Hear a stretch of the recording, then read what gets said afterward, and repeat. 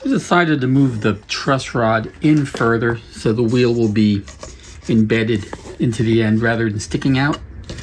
And I got the fretboard cleaned up. So next I have to make some room for the wheel to go in the end there.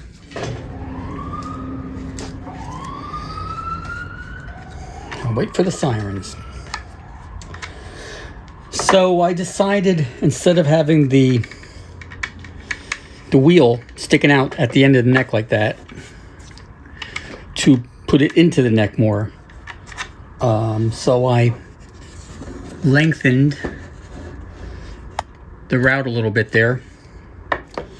And now I have to make an opening for the wheel to go into the neck. So I made this little jig, and it's got a piece of poplar from a body. It's got a hole, the same size hole that I need, and it's got a toggle clamp, and it'll hold the neck at the right height. And of course, we're not going to have the truss rod in there or the wheel, and then I can drill that hole. I'm going to line this up and clamp it down. I probably could have put another toggle clamp, but it seems really tight.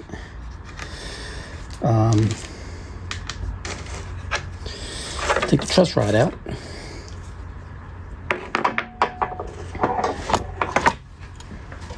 Now I'm going to drill with a Forstner bit into the end of the neck. I think I'm going to put another clamp on here, just to be on the safe side. Which now makes the whole thing unbalanced, so I'll add 2 clamps.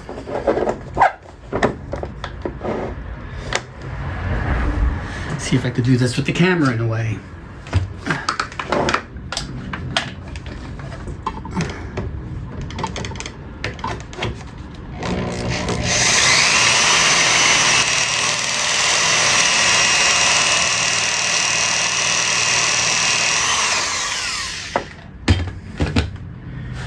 See how far that went. I actually broke some of the wood. I may have to glue that back down again. Yeah, let me for right now. Put a little clamp on there. Got a little delamination happening.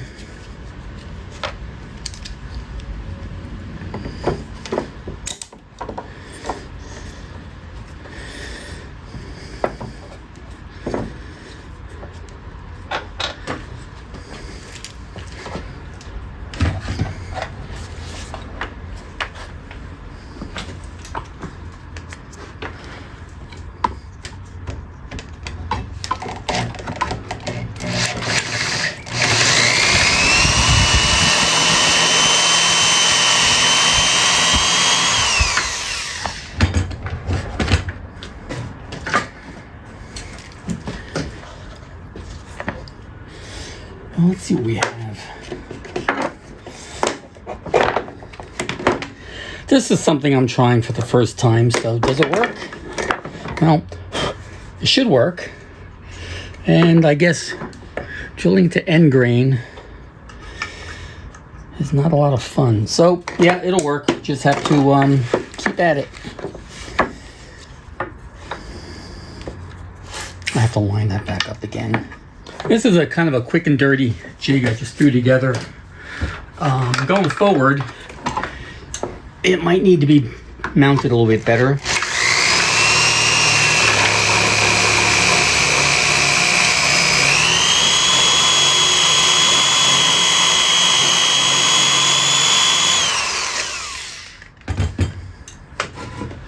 I don't have to go too far.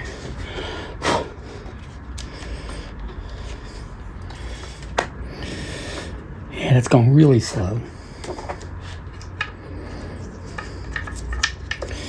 We're about halfway there.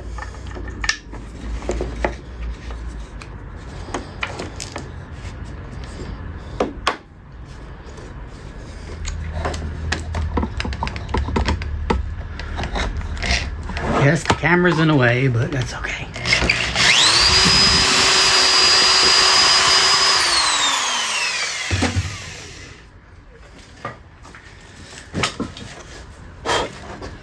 why when you see people do this kind of stuff, a lot of times they do things off camera because it's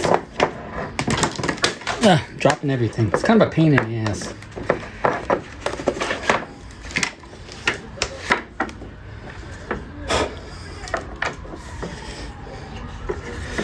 Just a little bit more.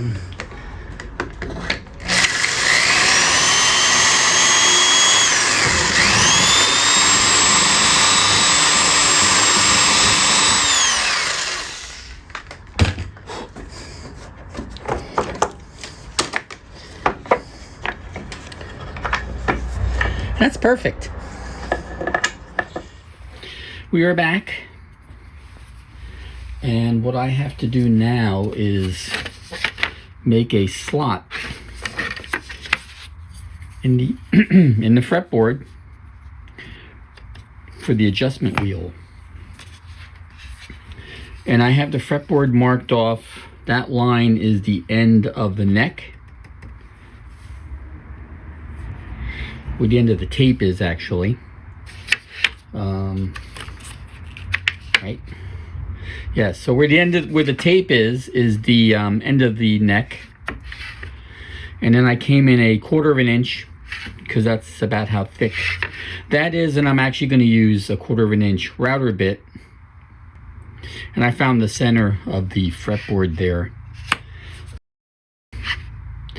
I'm probably going to extend the fretboard a little bit further than the end of the neck. I haven't really decided. I cut the binding here because I had forgotten about the truss rod down here. And if you remember, I reattached the piece of the fretboard that I cut off. So the binding ends there. So I'll probably end it just a little bit past the end. So I haven't decided how I want to do it yet. The other thing I haven't decided was if I'm going to do this on a regular basis, I'd probably make a jig and use a router. And that was my plan originally, but I might not do it just for this one time fretboard. And if I'm going to do that, I'm going to use a router with a guide bushing. So you can use a 1/4 inch router bit, and then the opening that the guide bushing would ride in would be bigger, would be 3/8 or whatever, 1/2 inch, something larger than the router bit in the middle. And that's a thing that you don't see too often. There's a big mistake made in router templates for pickups. I might have one here I can show.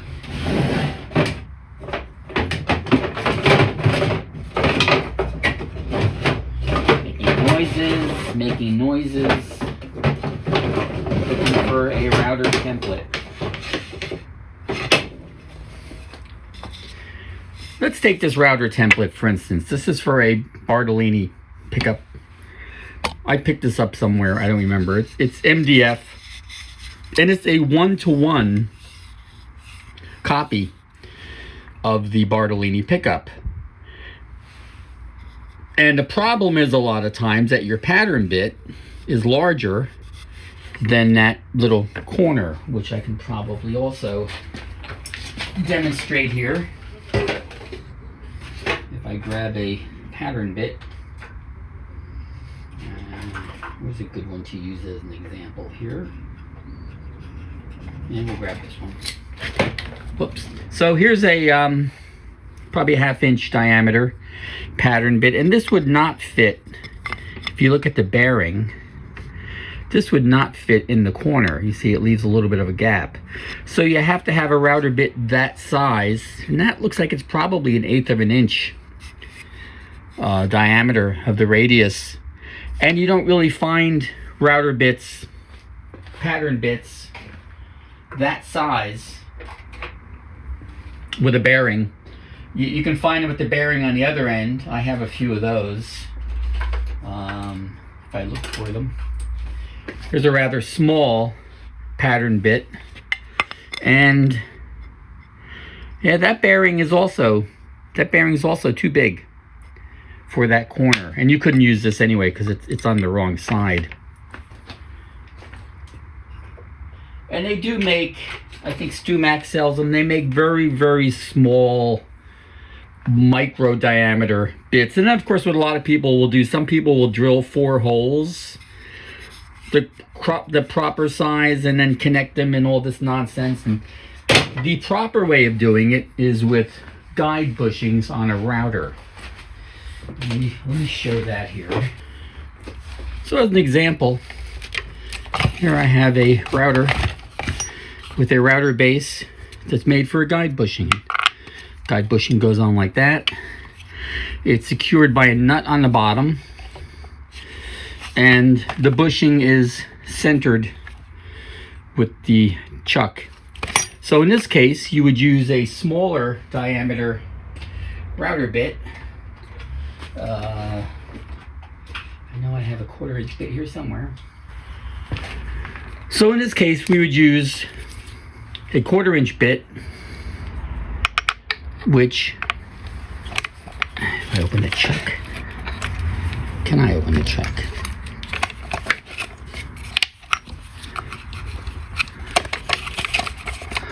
I clearly was not prepared to do this.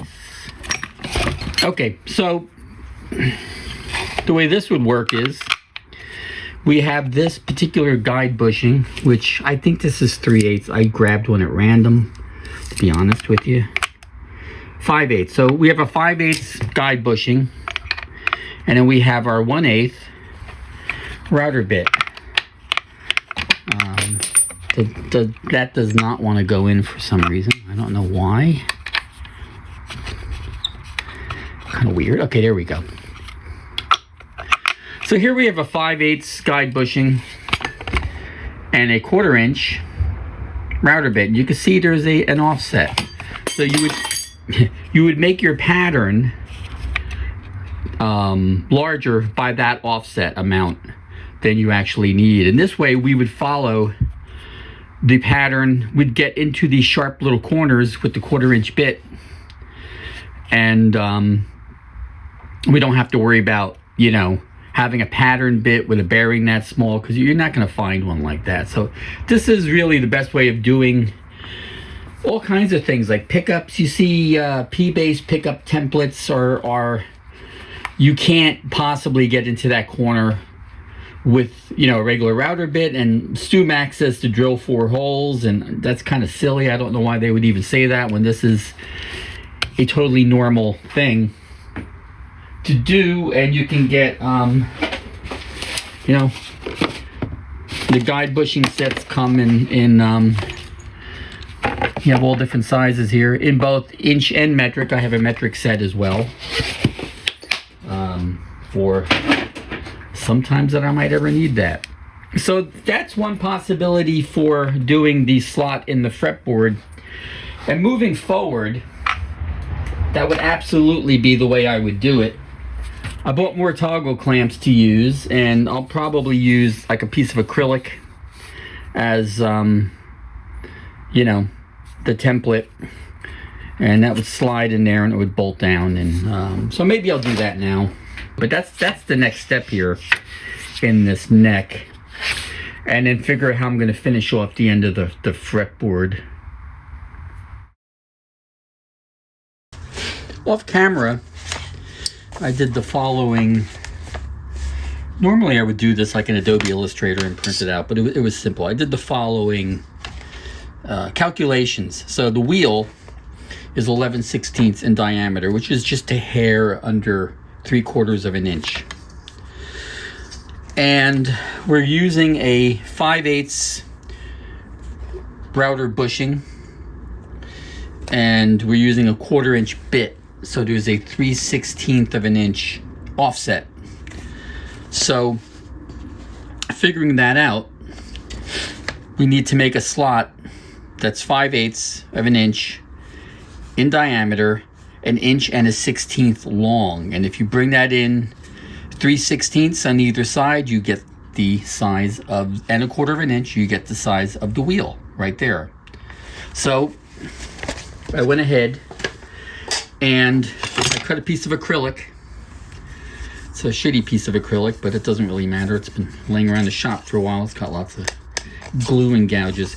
Anyway, I plotted 7/8 of an inch from the edge, and that's about where we're going to want to put our holes. I'm going to take it to the drill press. I'm going to drill a 5/8 hole here, and then slide it over on the fence, and a 5/8 hole here, and that should be the two ends of our slot. And then I'll just connect them together with a file or whatever. And that's going to mount on some risers. Here's another piece of plywood. That's going to mount on risers like this. There's going to be a center line, and then you'll bring the fretboard to where you want it, and I will have some toggle clamps on here to lock down the fretboard.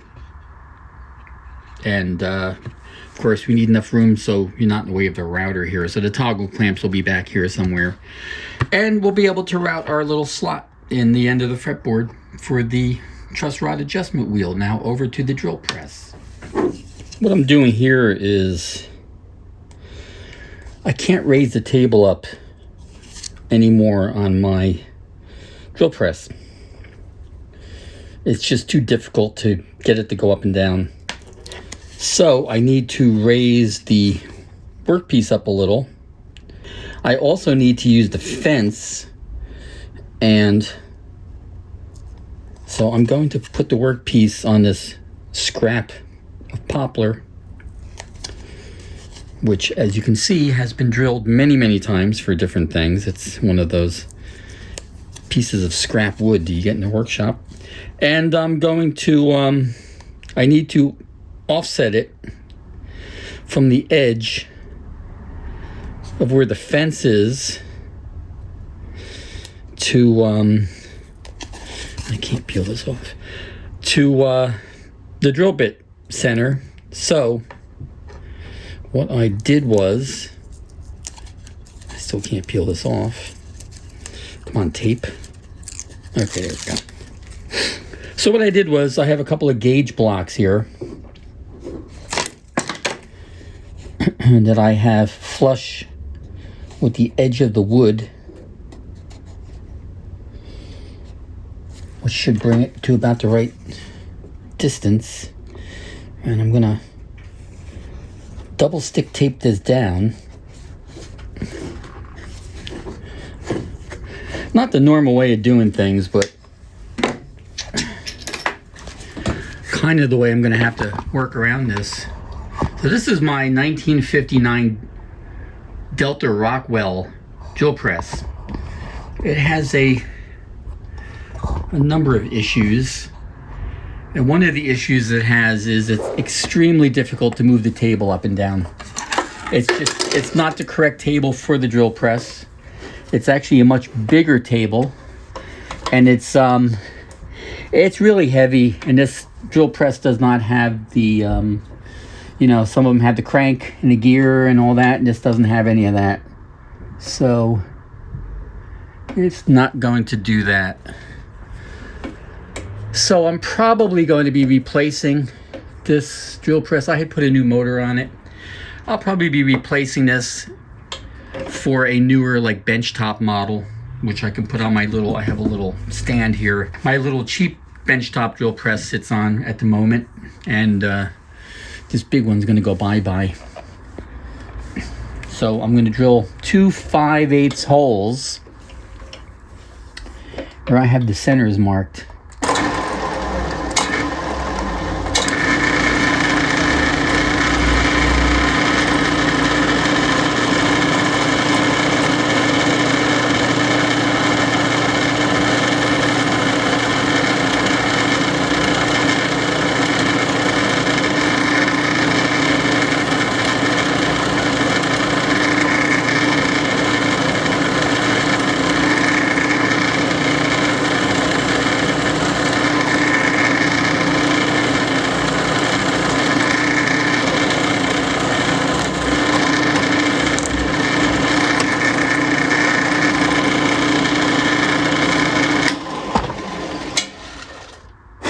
that's one. Now I'm going to slide it over and visually get the spur right on the mark right there. And hopefully that does not grab because it's kind of an interrupted cut.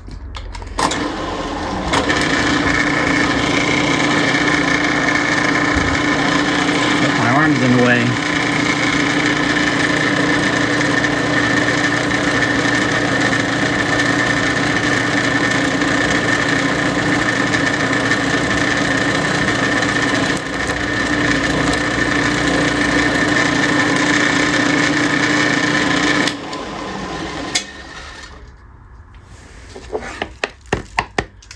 And here's our two strong double stick tape. There's our two 5/8 of an inch holes, and now I just have to file the center to make them straight, and that's going to be our router template.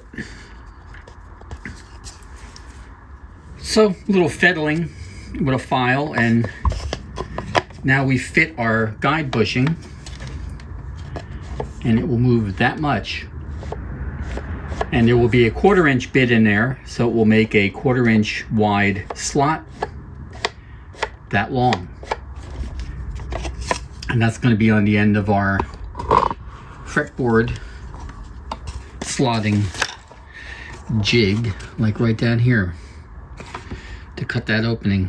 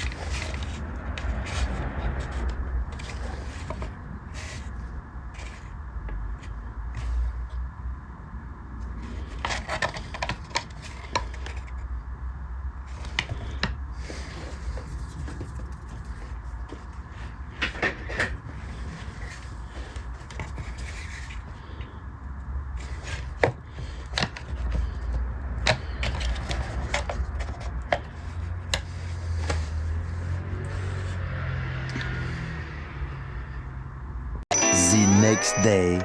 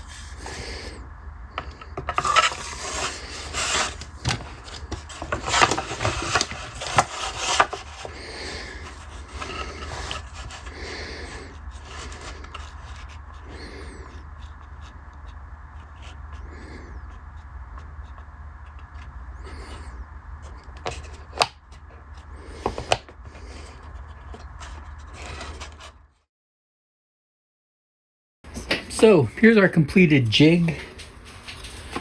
Got the camera set up on the left side now to get out of the way of my elbow. I'm going to test it out on this little bit of a piece of fretboard.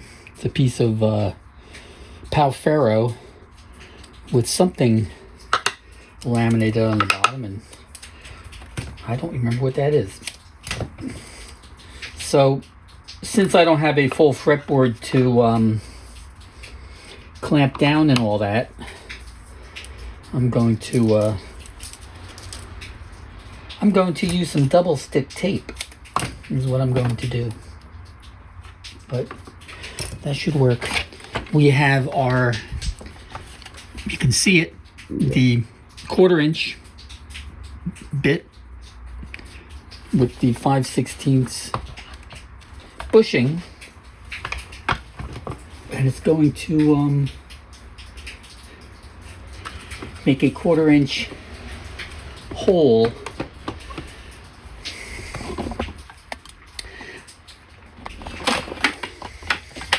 This really should be done with a plunge router.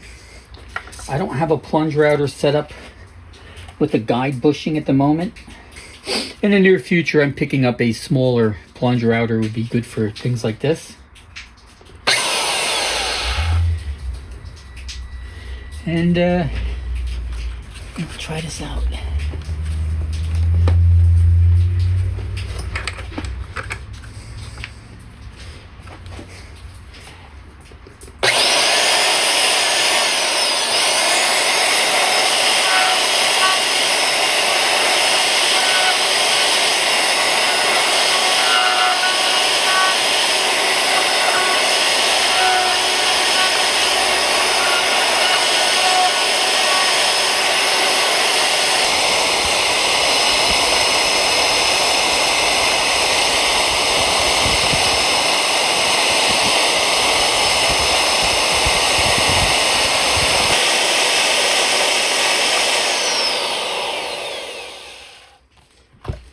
And let's see what we have.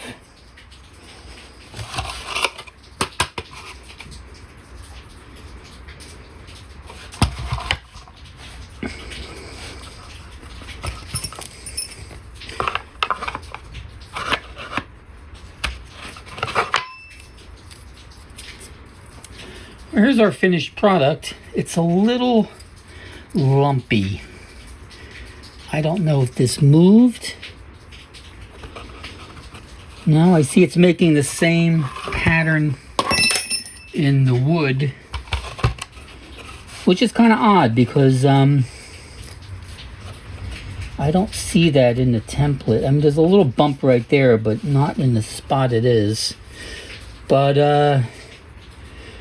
yeah, I may have to clean that up a little. We'll see how it fits on the truss rod. So the idea works. Here's the wheel as seen through the notch in the fretboard. I just have to find out why it's not going in straight and is leaving a lump at the top right there, which I can fix that with a file. After doing a little fiddling with a file here, because apparently my sides weren't totally straight, I got a much cleaner looking oval. Still not perfect, but they're much better than the first one was lumpy. So I think it was this last one here. So I'm going to just clean this up a little better. I have to get the corners rounder too, so it's not getting hung up in the corners. And then you know, if that doesn't work, I'll make this piece over. But that's the basic idea for doing the truss rod opening. Now on to other things.